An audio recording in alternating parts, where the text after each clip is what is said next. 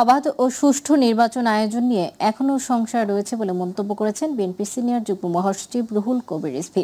দুপুরে রাজধানীর আগারগাঁওয়ে নির্বাচন কমিশনের সঙ্গে বৈঠক শেষে সাংবাদিকদের সঙ্গে আলাপকালে তিনি এ মন্তব্য করেন।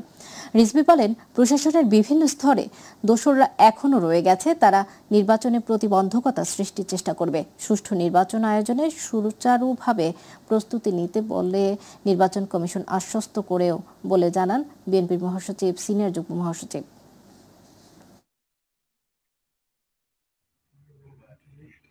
যে দোসররা এখানে কি ধরনের তারা অবস্থান করছে, তারা কোনো ধরনের প্রতিবন্ধকতা সৃষ্টি করছে কিনা, এগুলো আমরা তাদেরকে প্রশ্ন করেছি।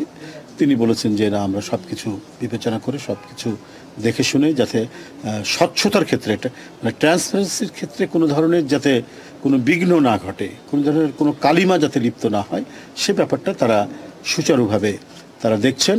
এবং একটা অবাধ সুষ্ঠু নির্বাচনের জন্য যে প্রস্তুতি দরকার, নির্বাচন কমিশন সেই প্রস্তুতি তারা গ্রহণ করছেন। সে ব্যাপারে তাদের যথেষ্ট আত্মবিশ্বাস রয়েছে, কমিশনের যথেষ্ট আত্মবিশ্বাস রয়েছে।